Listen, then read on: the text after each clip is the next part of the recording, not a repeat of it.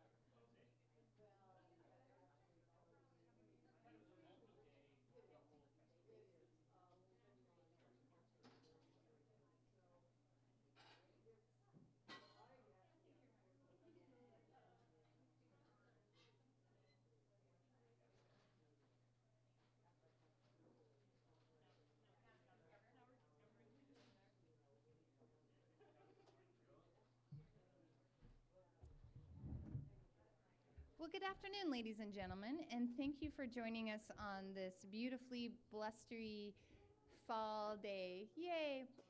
So today we have a group of speakers who are going to be talking about vulnerability. Bren Brown, who is one of my favorite speakers, had once said that if we, and this is paraphrasing and not quite correct, and Peggy will tell me if I'm wrong way out there, but she talked about how if we aren't vulnerable to pain and sorrow and all of what a lot of us would consider the shadow emotions, then we are not going to be able to experience joy and happiness and love. And being vulnerable to the universe is about that. It's about being awake and aware and being okay with the fact that sometimes life sucks. And sometimes it's hard, and sometimes it's the last thing that we want to do when we wake up in the morning. But to be vulnerable to the world means that we also wake up and we're in love. And we see the cosmos for how beautiful it is. And so today we're going to delve down that path. So to start off, though, one of the big things that I've found in my own practices is if I don't know where my feet are, then I don't really know how to wake up in the morning. So to start this off, I'm going to introduce a woman who I have gotten to know over the last 4 years, one of the most solid human beings. She is a yoga instructor over at Discover Yoga, which is right over there, and they have amazing yoga teachers. And she is going to be kind of helping us get into our body to be able to go into the path of vulnerability. So please put your hands together for a mighty kick-butt human being who I love and adore, Miss Beth Dolan.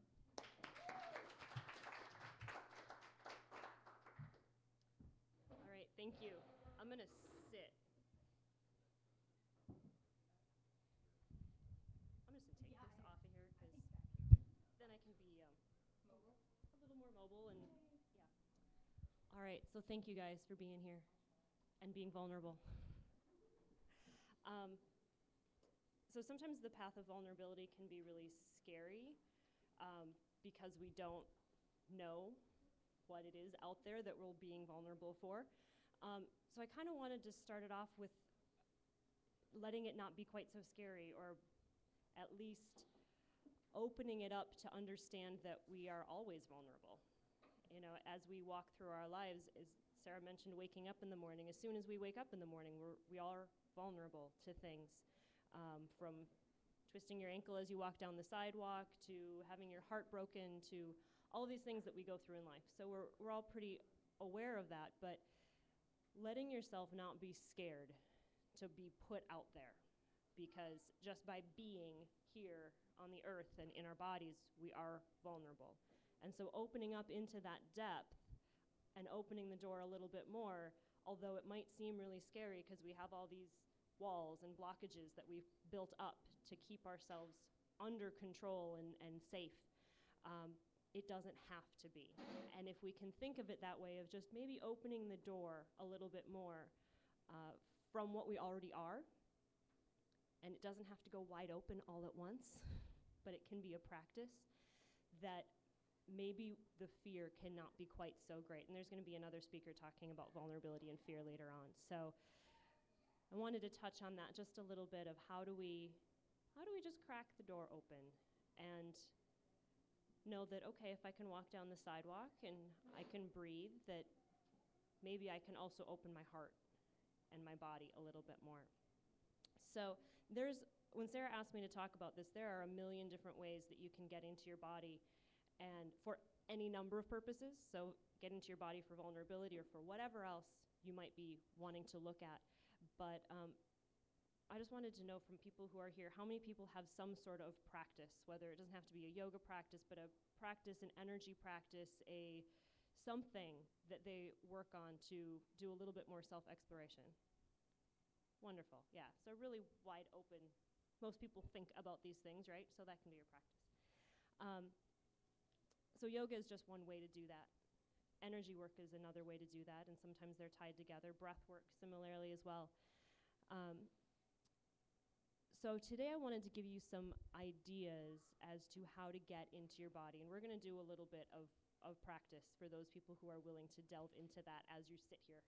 Again, being vulnerable and opening that up a little bit, letting yourself be a little bit more exposed. So we'll do that, but how many people actually have practiced yoga before or are familiar with some of the yoga practices or yoga poses?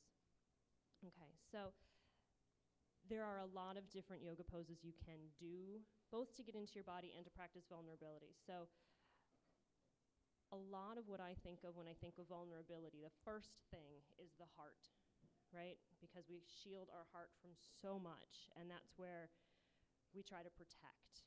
And so a lot of times when you sit, especially being our computer society has exacerbated this, we sit and we hunch over and we protect our heart as much as we can.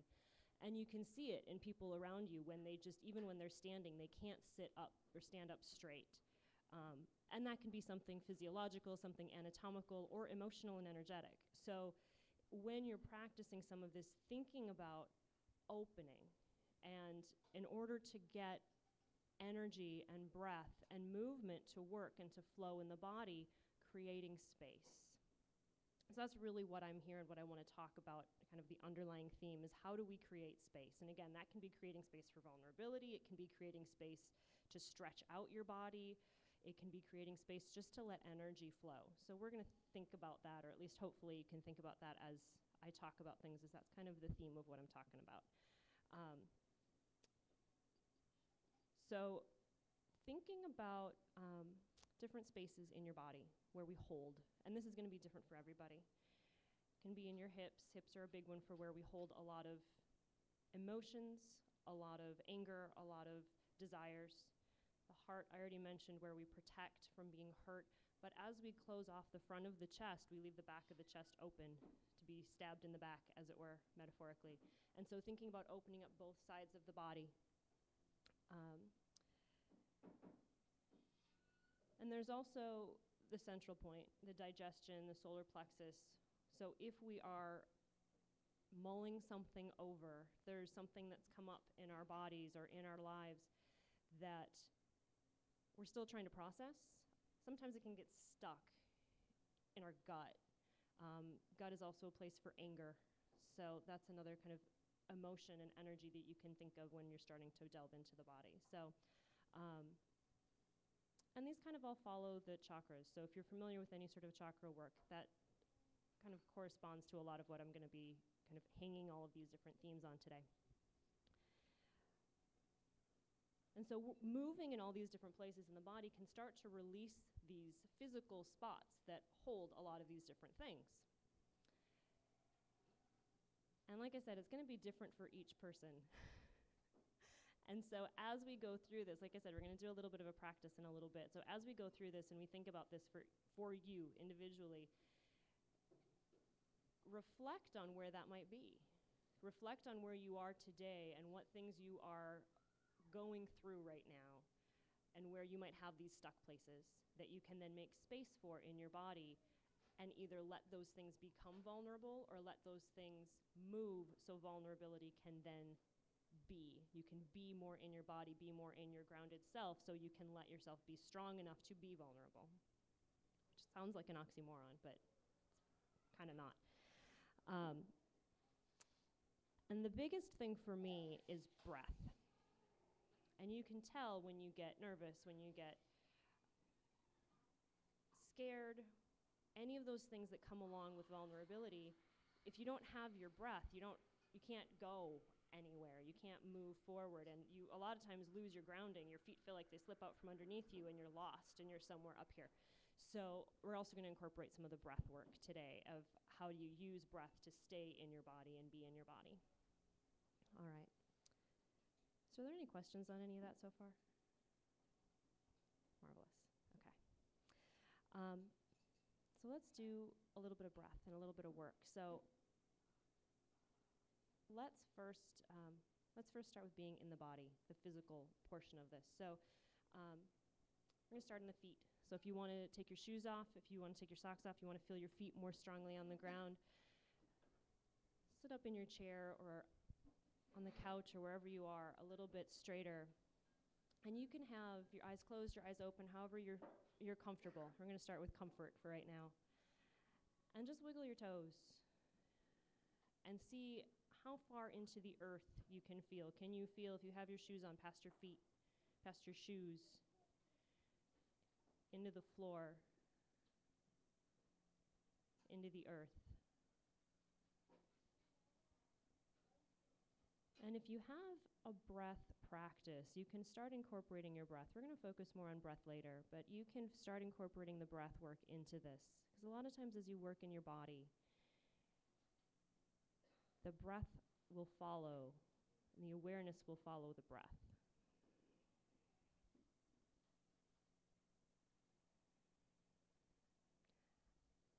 And the feet are where we have support.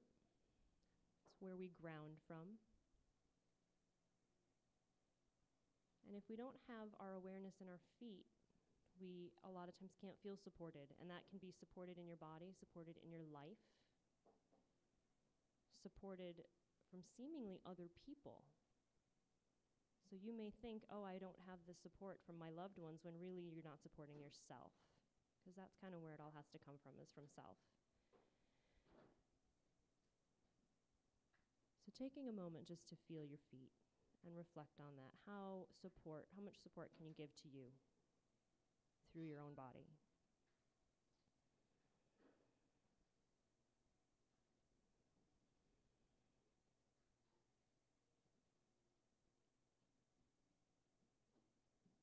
When moving up the body slightly, the next place that we are going to focus is in the pelvis and in the hips. And like I mentioned before, that can be a place where desire a lot of times can come from. It can be a place where anger can get stuck. And so we're just going to start slowly just by rocking. So rocking forward from your pelvis and rocking back. And if you have a hard time, if you're really stuck and sticky through your back, a lot of times you can't move from your hips. So if you want to put your hand on your hip and feel your pelvis moving, feel your hips moving instead of moving through your back or through your head or through your neck. And another way to do this as you take this practice home with you, another way to do this is just by circling your hips too. If you're standing, you can go through it and do a hip circle, and that's another way to incorporate sideways motion and loosening this up. So feeling into your hips, your pelvis, anything that is talking to you. And a good way I like to think of this is just by clearing your mind, because any answers when you're working in your body don't come from your head, they don't come from your mind, they come intuitively from your body. And so if you want to practice something of a seated hip circle, you can just by taking, again, that movement from your hip and going in a circle.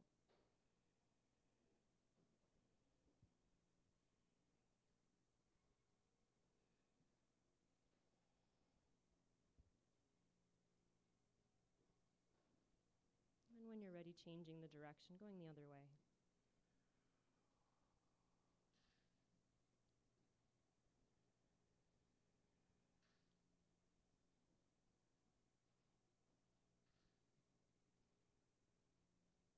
And coming upright again, letting yourself be supported all the way up through your spine. And so we're going to move up the body again into the solar plexus, into what would be the third chakra. And since most of us are sitting on chairs, you can do a little bit of a twist, either by grabbing the side or the back of your chair and twisting one way, and trying to let your pelvis, your hips that you just kind of mobilized, stay underneath you, thinking about the twist coming from your belly a little bit more, twisting through your spine. And taking a breath to one side, and then changing, maybe going the other way. Exhale into the twist. Inhale as you come back, center.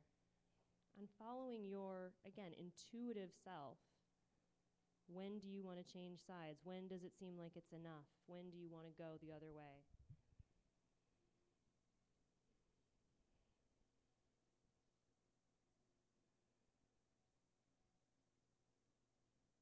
And just bringing awareness into this part of yourself. We don't often think of the belly, the digestion. We kind of let ourselves be held there, but we don't often move.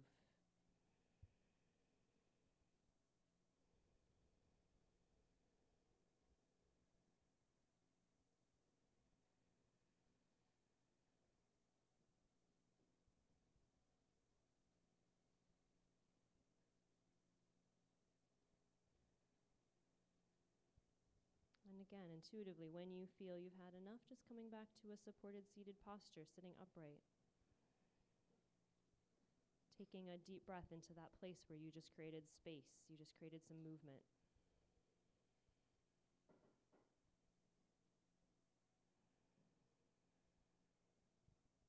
We're again going to move into the heart. So since we mostly slump forward, again, those of us that are on chairs, you can take the side of the chair or the back of your chair and just lift. So you're not looking at doing a back bend quite right now. You just want to lift through the heart. Again, keeping your low back and your pelvis underneath you, so you're lifting through the front of your chest, but you still have that support of your pelvis underneath you.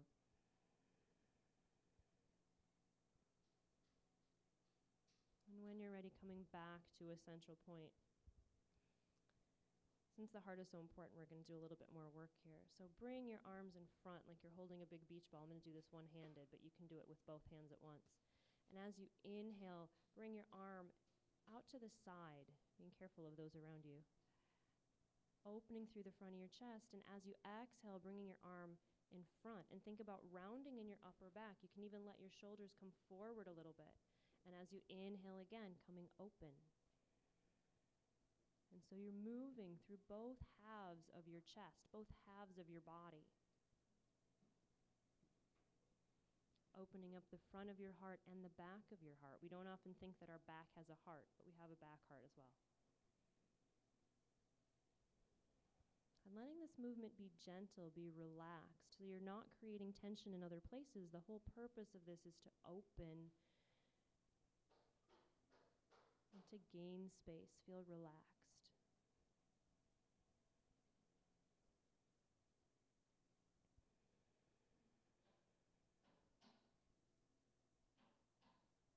And again, when you're ready to be finished intuitively with your body, when your body is ready to be done, just letting your hands come back onto your lap.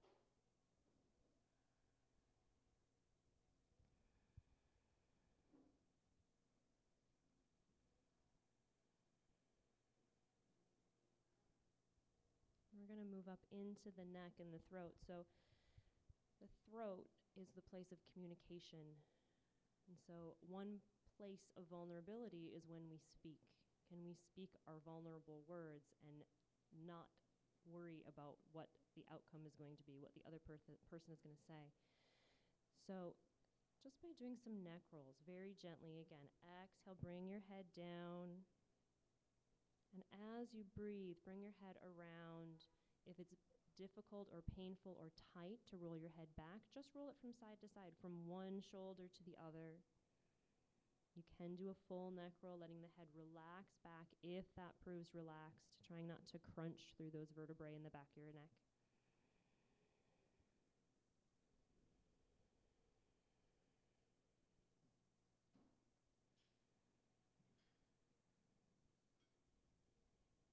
And letting yourself become aware of all of the things that we hold in our neck. Our neck is full of such little muscles that get so tight. And so being gentle with the movement and allowing this to be an opening, a relaxation. So anything that is held there, both on the physical, the emotional, the energetic level, can gain a little space, a little freedom to move.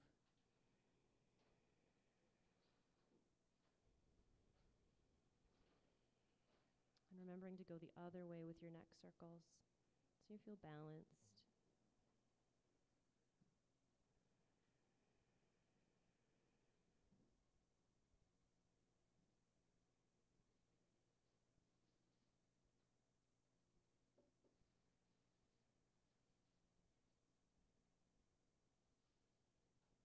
And when you're ready, again, coming back to a central seated point with your neck held above your shoulders in a neutral way.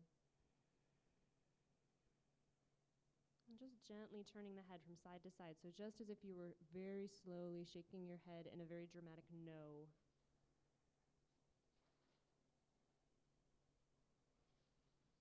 And you can close your eyes on this and look inward, or you can keep your eyes open. And as you look from side to side, let your eyes gently gaze from one thing onto the next, using it as an open eye meditation. Trying to release judgment of the things that you're seeing, trying to release the naming of the things that you're seeing, and just see what it is that you're seeing with your eyes.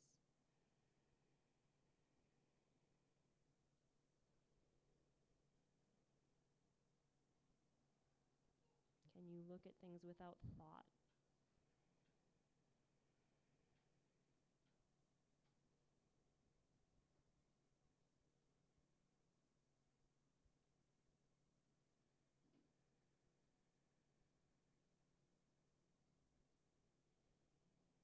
And again, coming back to a central point with the head and the neck. And so a lot of our intuition comes from the third eye, if you're familiar again with the chakras. And the way to start stimulating the third eye, one of the kind of easiest ways I know of to do that as you're seated, is by a method called palming. And the way you do palming is you rub your hands together, which is hard for me to do as I'm holding this, but rub your hands together so you get a little bit of warmth, a little bit of energy going in your hands. And then take the heel of your hand just over your eyelid with both hands, and just let your eyes be closed with the heel of your hand over your palms for a few breaths. Let your eyelids relax.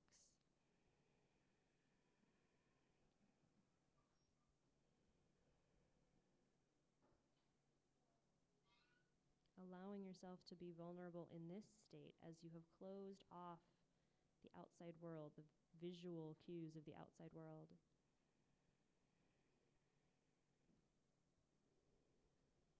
And as you feel the warmth and the energy dissipate, you can again come back to rubbing your palms together and going again with the heel of your hand on your eyelids. And as you're here, seeing if you can find that place in the third eye where intuition comes into the body.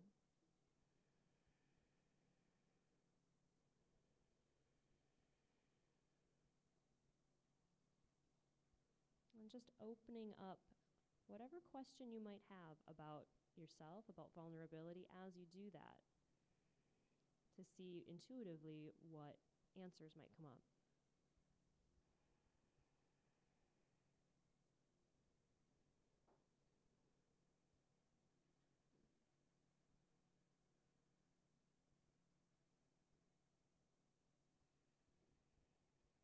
And taking your time with this.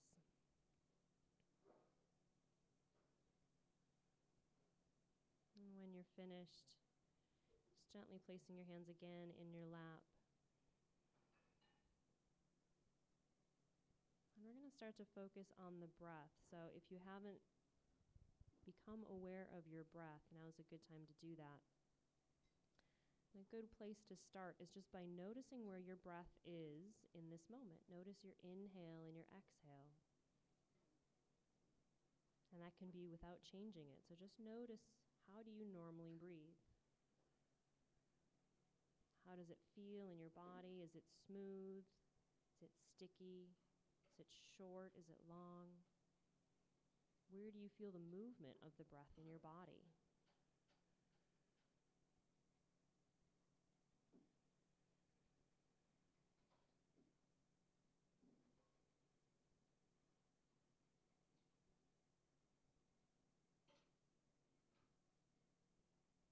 And slowly over time, starting to slow down your breath.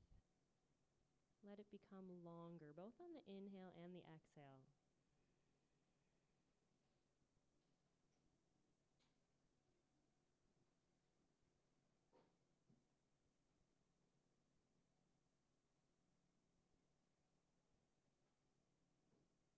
And as we start to breathe, when we breathe in yoga, a lot of times we breathe into the belly. So if you are comfortable breathing into your belly, you can begin that now. If you're not sure what a belly breath feels like, you can gently take your hands onto your belly, like right in front of your belly button. And as you inhale, allow the breath to come in. So you should feel a puffing up of your belly. Your belly should come into your hand. And as you exhale and release the breath, the belly goes back in toward the spine.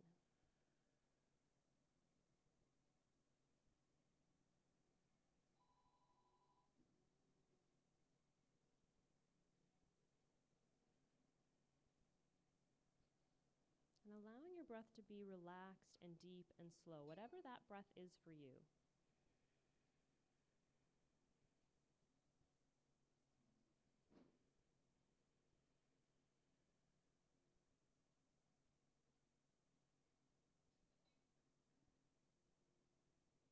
And one of the grounding breaths and energetic breaths that we do in yoga is called Ujjayi breath. Ujjayi breath is very similar to the way you're breathing now. It's slow, deep, relaxed breath. The only change is that there's an addition of a little bit of sound. You make that sound by just constricting the back of the throat. If you know where the glottis is, you're going to constrict the glottis slightly to make a little bit of sound. And this can sound like a whisper, or some people say it sounds like snoring.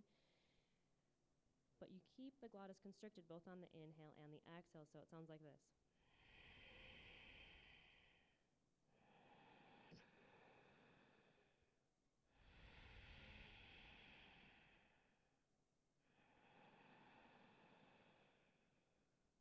So if you don't have a strong breath practice, you may not find yourself making a lot of sound, and that's okay.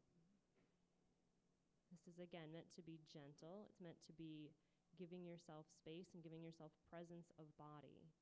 So only finding the sound that you can make, and if that's none, that's fine. Keep with a slow, deep, relaxed breath.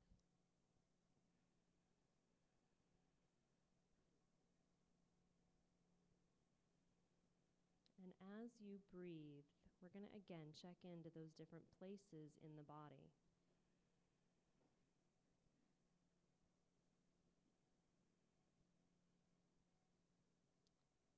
And we're going to start with the top of the body this time and go down.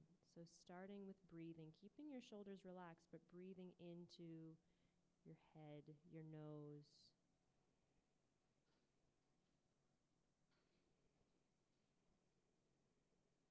Seeing if you can feel the breath moving around in your skull, in your sinuses.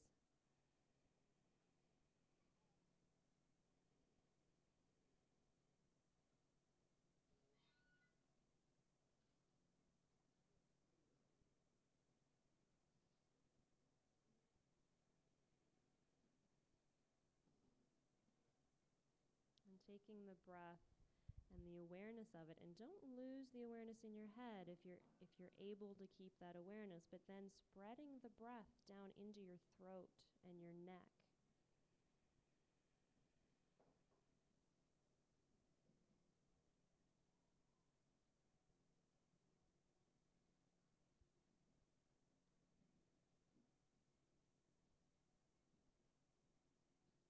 And again, spreading the breath down into your chest, so you not just feel the breath in your lungs, but seeing if you can spread it out into your heart, across your back, into your shoulders, down your arms. Can you feel the breath or the prana all the way down into your fingers?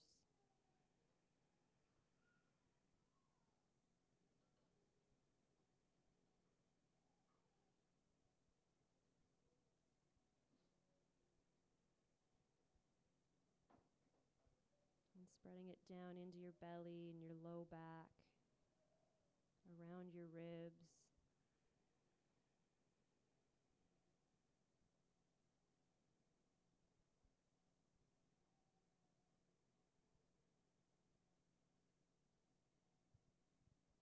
Moving the breath down into the hips. The hips can be tricky to move into as you're seated. So take some gentle time and gentle effort to see if you can bring some breath into the hips and around the pelvis. If you need to shift your weight slightly as you're seated to do that, honor that.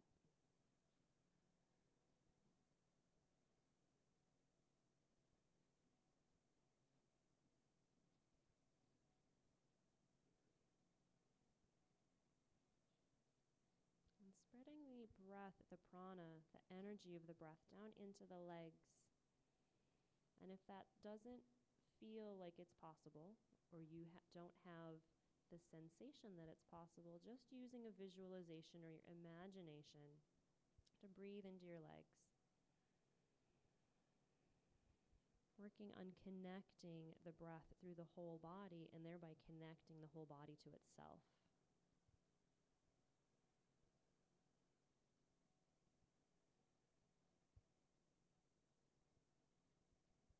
as you're able, taking the whole breath all the way down into your feet whenever you're ready.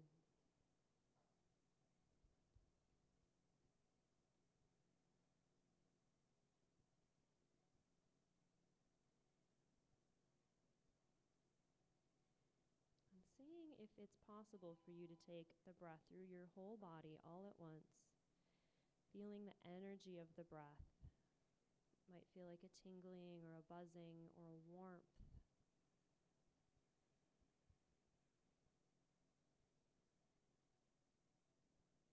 And if you do feel that energy of the breath, seeing if you can expand it even past your own physical limitations, above your head, below your feet,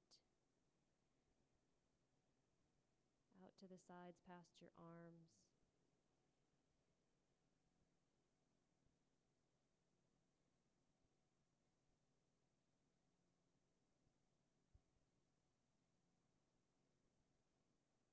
And allowing all of this that is you to find that central point in yourself that is you, that genuine sense that is you, instead of all these other masks and things that are hung on you.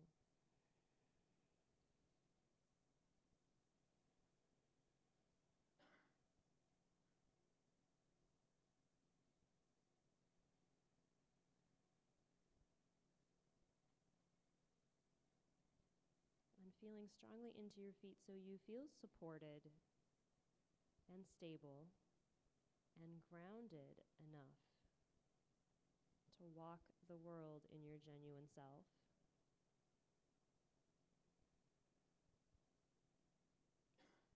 To walk the world in your vulnerable way.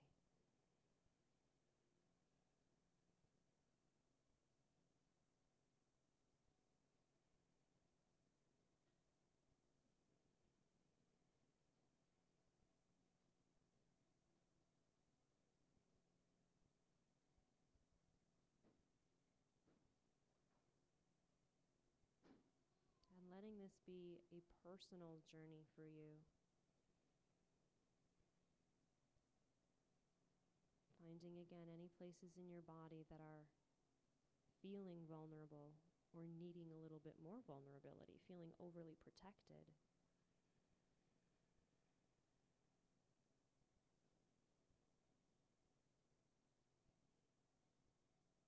And allowing these areas, this awareness of these areas, to be a continuation of your journey today as you listen to some of the other speakers. A continuation of your own practice as you go forward in your own vulnerable self.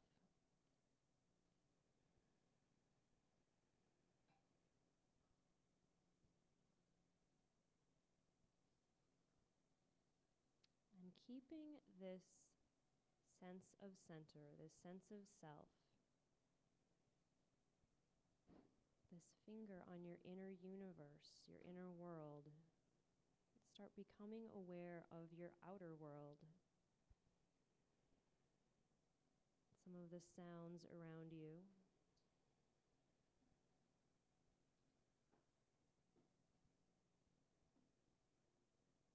And taking the next few breaths to gently open your eyes and start seeing some of the visual stimulus in the outer world. And if you feel like you have started to become too focused on your outer world, as you start to come back to yourself, come back to your breath, and let the breath be your finger, your reminder into your inner world, your inner place, and your inner focus.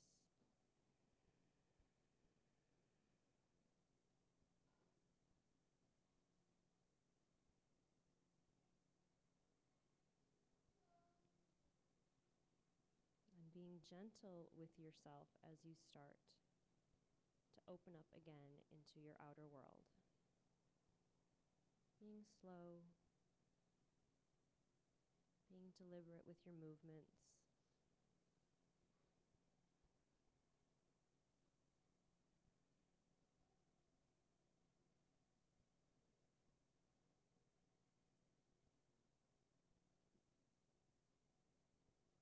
I'm going to let you come back to your own being and your own world and your own time. I'm going to be around for a while if you have other questions on how to be in your body or yoga practices or poses that can help with some of this. And there's going to be a short break, and then I will open it up to the next speaker. I believe Georgia is going to be speaking next on vulnerability and fear. So thank you guys very much.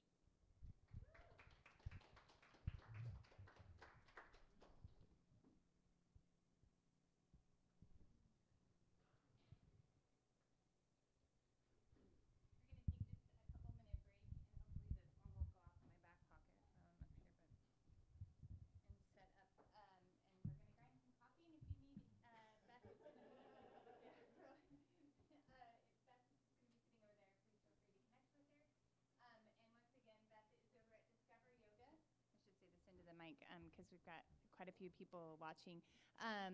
Beth, I forget about that.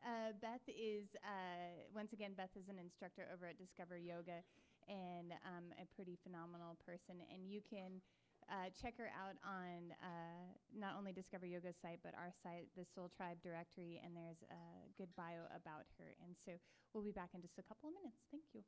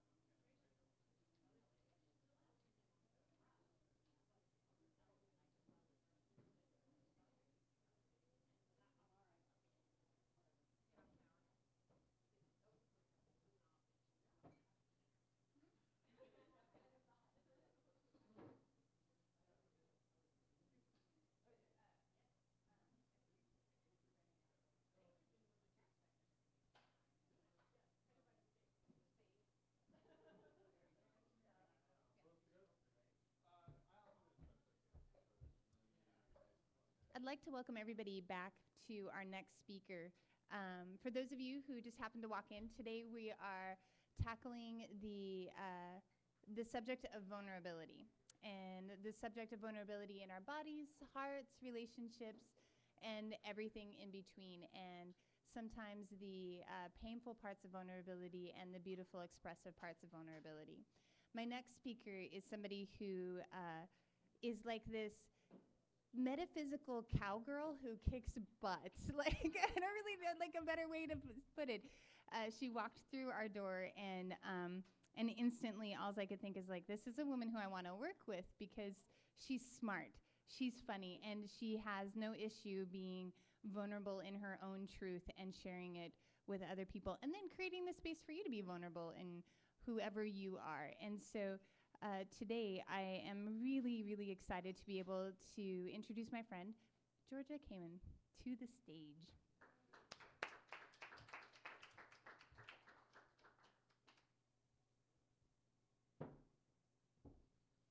Hello, everybody.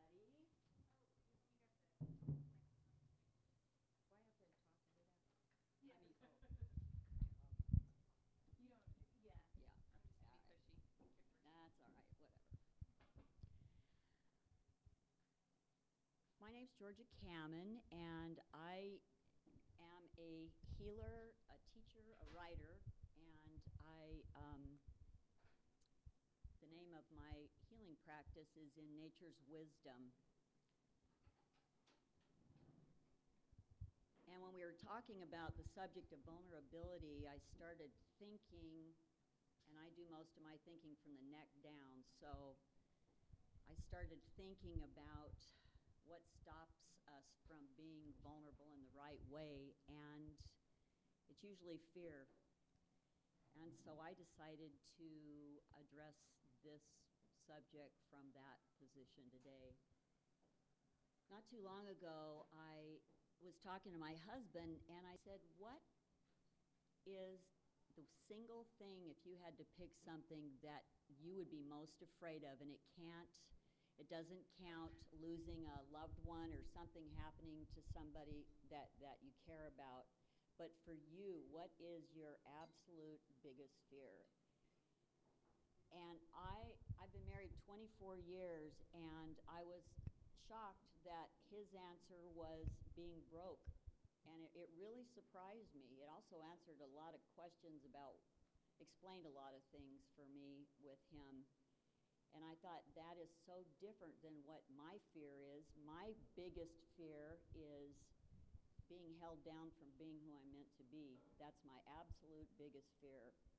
You can throw me out of an airplane, you can throw bad mojo at me in another country, but don't hold me down from being who I'm meant to be. So I started thinking about the different kinds of vulnerability. There's a vulnerability that feels like a victim, and it's powerlessness, and the fear comes out of that. It's not the vulnerability that takes courage and standing in your power.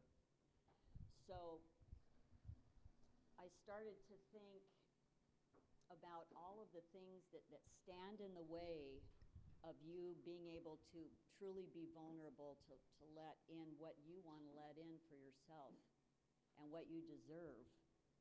And I started realizing that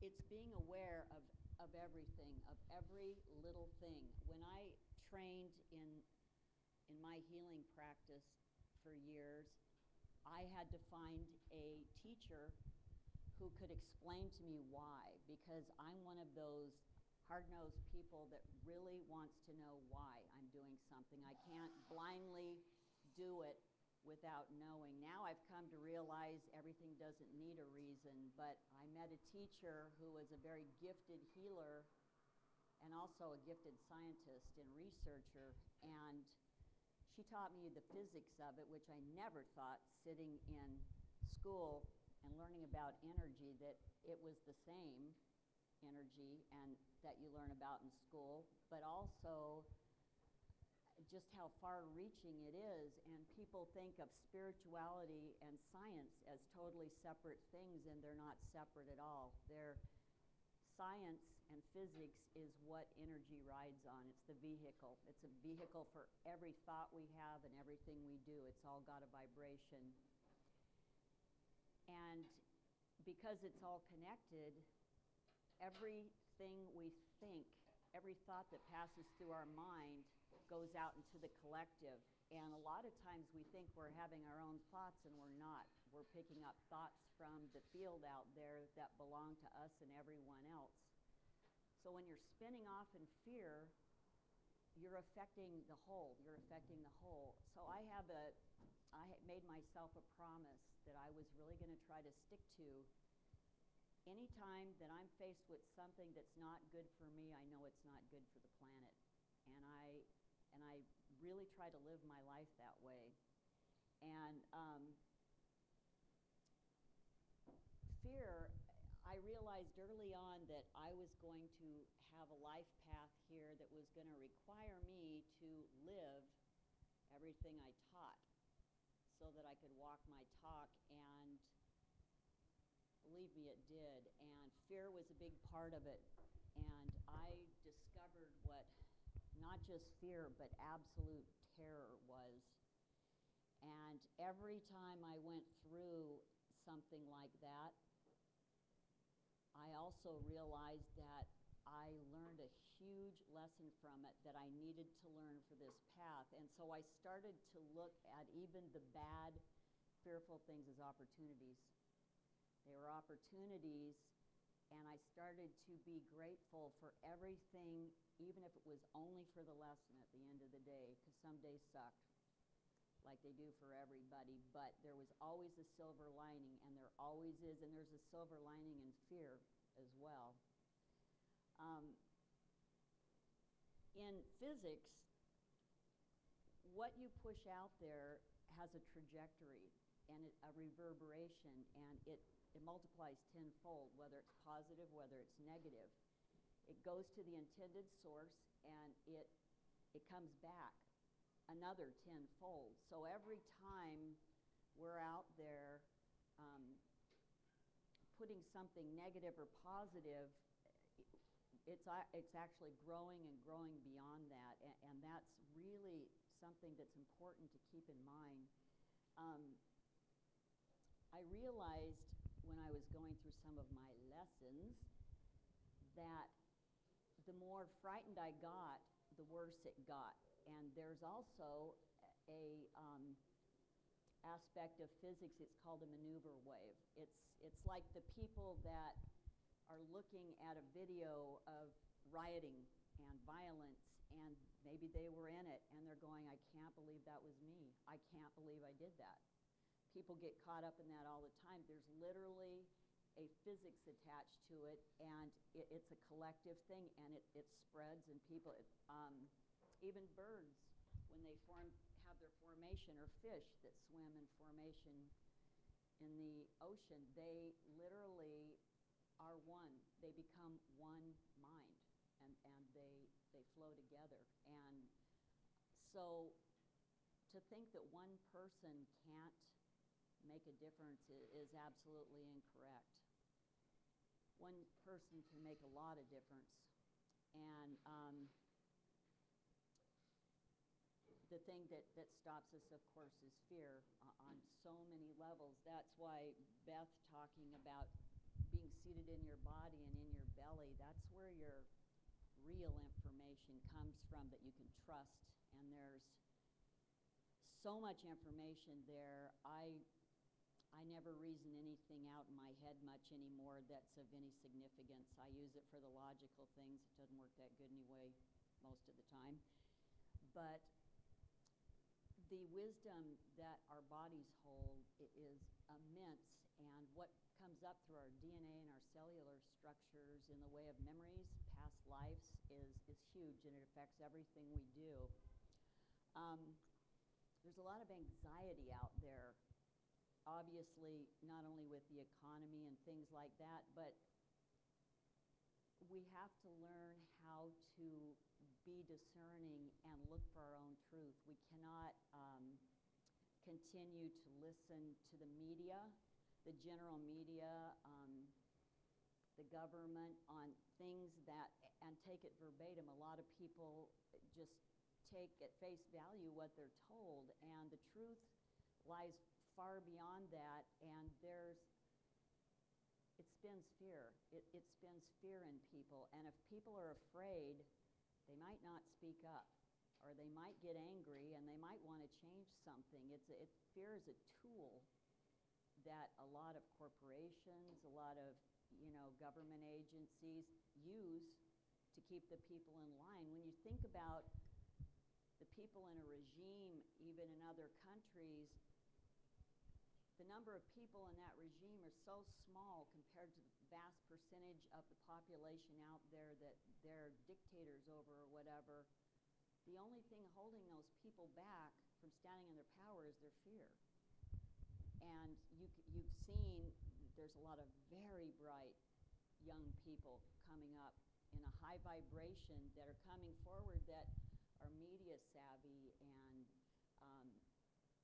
we've got the media and the technology that allows us to be able to go out into the world and get the word out, and that's the blessing of it. And it's toppled governments. We've seen it happen. We saw it happen with Egypt.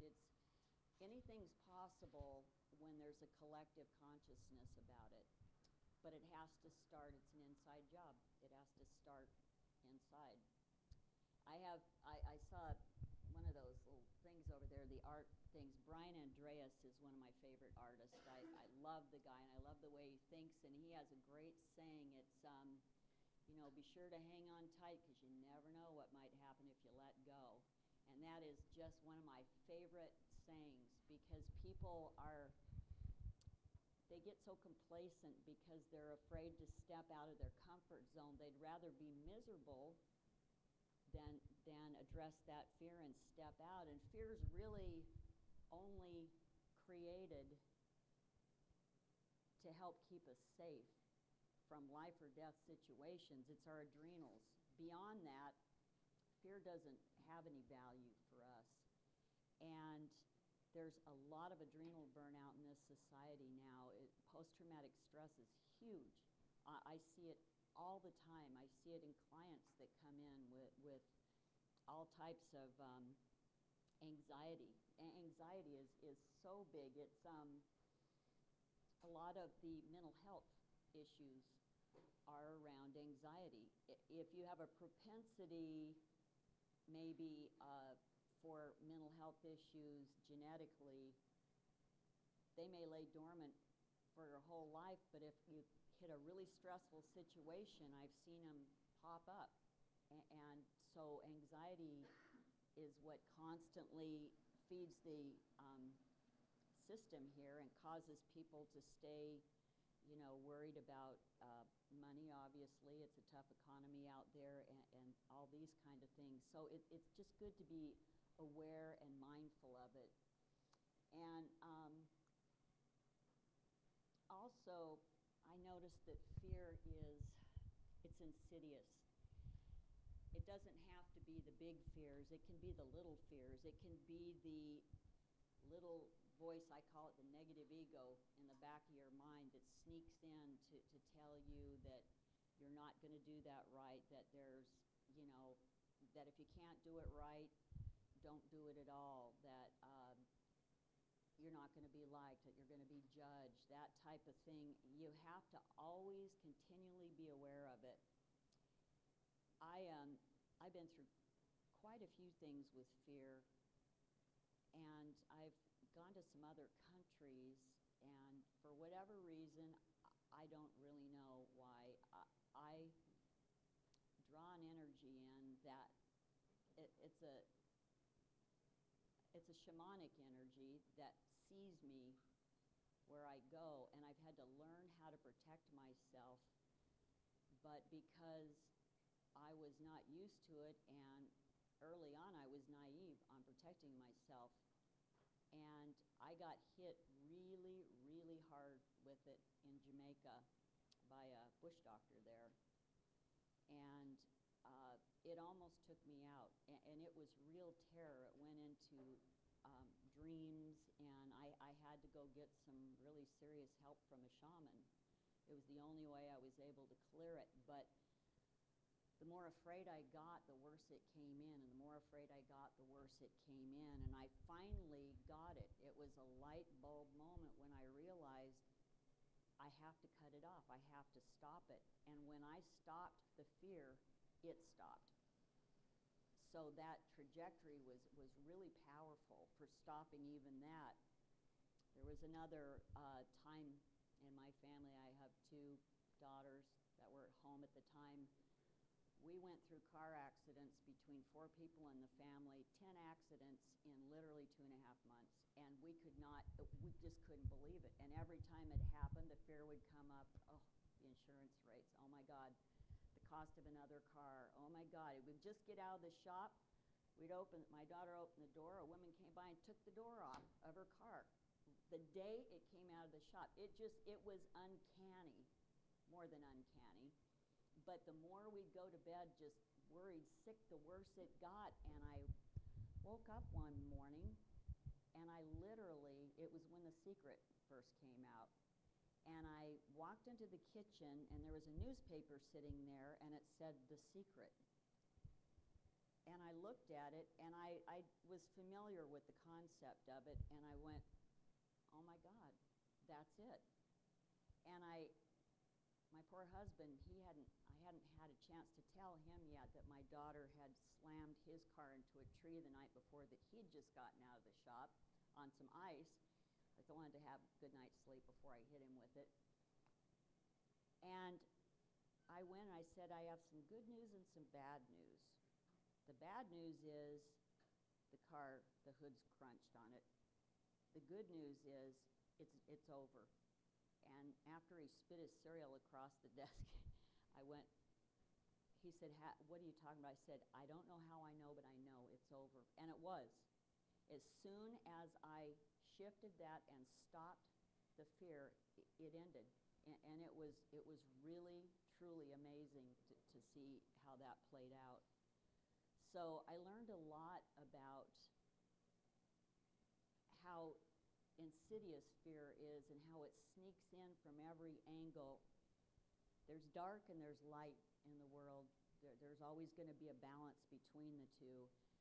But there are things they're so much beyond what we experience in our day-to-day lives. There's a vast, vast world and universe out there beyond that, and in energy as well. And energy that's dark, it will find your vulnerability. It will find the wrong, incorrect vulnerability, and that's where it will hit you. But standing in your power and learning to let go, that's the kind of vulnerability that you have to step into who you really are and what you're here to do. Every single person, I truly believe, from the core of my being, has a reason for being here and a passion. And if you don't know it, it's because you haven't uncovered it yet. But I would stake everything I know and everything I've done on that. I've come to believe it so strongly. And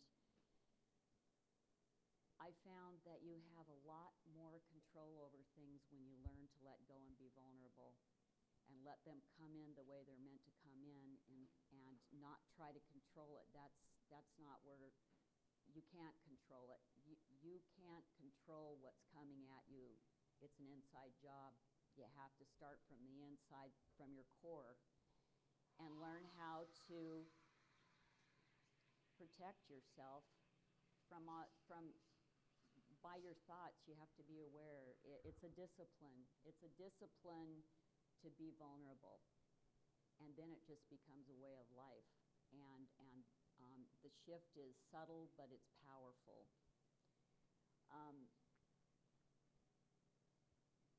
There was another story I was going to mention. I went on a women's retreat. I am on the board of directors directors for a nonprofit called Teen Talking Circles on Bainbridge that was founded about 23 years ago. It's called A Safe Place to Be Heard. We also do work with women, mixed groups, and we're over in Yalapa, Mexico. I don't know if anybody's been there, but it is a very, very small fishing town. There's no cars. It's very rustic. It's donkeys and donkey poop, and that's about it. So, and it's up in the jungle, and we're sleeping in palapas, which are thatched roofs with no windows in them. You know, it's totally open. And for somebody like me who's so connected to the earth, this is a dream come true. And there's a group of women there, and I'm always amazed when I go there on these at the level of fear when people are out of their comfort zone. They're normally strong women, and they're women from all ages, from early 20s to 65 and everything in between. And this girl came one time, and she was literally so afraid of everything. She was making herself sick over it. She had headaches, her stomach hurt, and she got the palapa that I wanted in this beautiful canyon. Right at the edge of this beautiful canyon, you could look down and see those big iguanas, and this immense tree was, I don't even know how old it was. It was an amazing tree, and it was right in front of her palapa. And it grew up, and she got to lay right there, and I'm thinking, oh, that's so not fair. She's got the best seat in the house. But she was absolutely miserable. She got up crying because she was petrified of trees. And I'm thinking, how can you be petrified of trees? And she was petrified she was going to step on a scorpion. And she was petrified of being in a body of water. We went to some beautiful waterfalls and swam. She was petrified to jump in the water.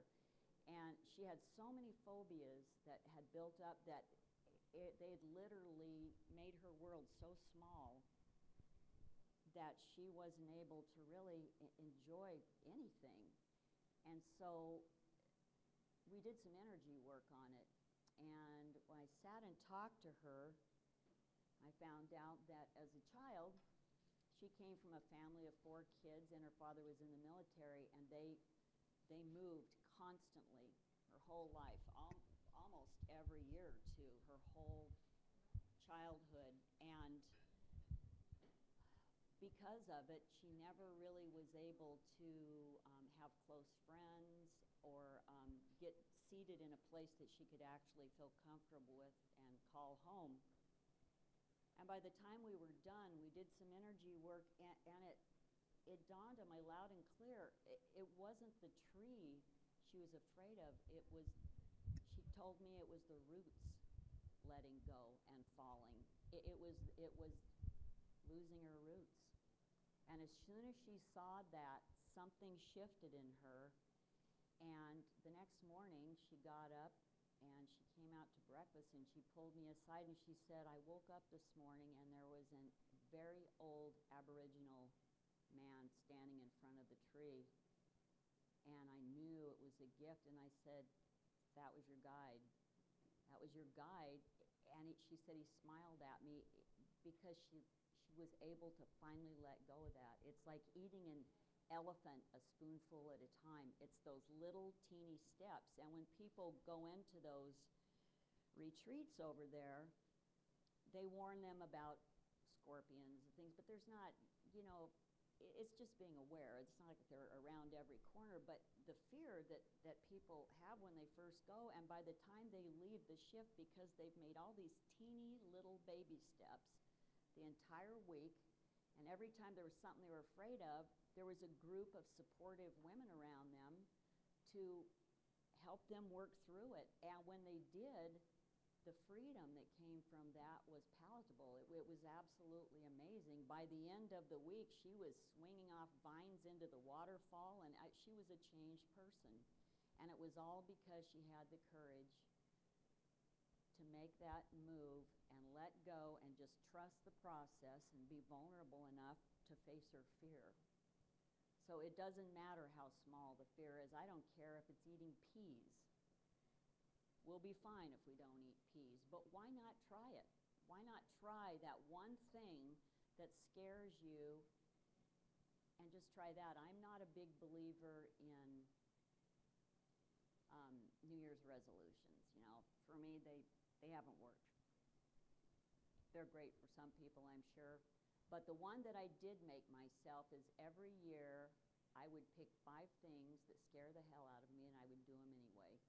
I don't care how small they were, and that's what I've done. And it's paid off. It's a collective thing. So it's something to think about with the new year coming up, especially this new year. So if you really want to step in to who you are truly meant to be here, start facing your fears, and don't allow anybody to make you feel like you have to tuck in anything about yourself. I got a tattoo, not for any reason except that it kind of came out because of the work I do with the kids. I wasn't dying to go get a tattoo, but it just kind of, I call it being pregnant with a possibility. These ideas float around in my head, whether it's an art project or whatever, and then they just kind of pop out when they're ready. And I was going in to get something with wings, and I came out with a dandelion that looks like a spore-eating Pac-Man, but should have done more research on that. But it says, trust and let go, and be who you're meant to be. And there was an energetic in that, and every time I go into a store and somebody's ringing me up, especially young people, they'll go, what does that say? I tell them, and I say, I put this on my arm because I told my daughters, if I was going to die tomorrow, I could tell you lots and lots of things, but you wouldn't listen. I didn't listen, because we don't listen, because we're meant to learn them ourselves. But the one thing that I would want them to know is that I would wish for them never to keep company with anyone who cannot love them for exactly who they are. Not in spite of who they are, but for exactly who they are. Otherwise, they're in the wrong, they're keeping the wrong company in the wrong place. And you can't, I call it coming to your authentic self and your rites of passage. And until you step into who you really are and you live that honestly, and you feel like you're living a very authentic life, the rites of passage don't start. And those are those little synchronistic, amazing light bulb moments that come up that push you forward and change things around you. So the combination of those, every day I ground myself, and I give gratitude for the lessons I've learned, even the ones that sucked. And who hasn't had them? And I ask to be brought back to anything that serves my natural state, my authentic self, and my rites of passage, and those of everyone around me. And that's how I begin and end every day. And a good visual, I do a lot of active visual meditation. If you're feeling unsteady, picture yourself with roots, red roots with like a navy blue hue, like that royal red roots coming up through the ground, wrapping completely around your body, holding you steady. And then I have my students picture, and I do the same thing, picture white light coming down through my crown chakra, through my body, filling my cellular structure. And then I literally go into my belly. I actually, oddly enough, and not oddly, I was apprenticing with the shaman. I have a great deal of respect for it. Not because I want to be a shaman. From the taste I've had of it, that's not what I want to do. But I needed it to protect myself. And she said the same thing that Beth did. It's going into your belly. And it's literally learning how to feel with your heart, but feel from your belly. fill your heart through your belly. It's being conscious of the fact that you've got a center here of intelligence. The brain, the heart, and the belly are three centers of intelligence that they're now discovering and acknowledging. And all three of them are different. And you don't have to shut down your heart to protect yourself. All you have to do is stay grounded and operate from your belly where all the wisdom is. That's where the information is. The real information is in your belly. So if anybody has any questions for me afterwards or whatever, I'd be glad to answer any other questions about it. My website, I've got some business cards over there I put up.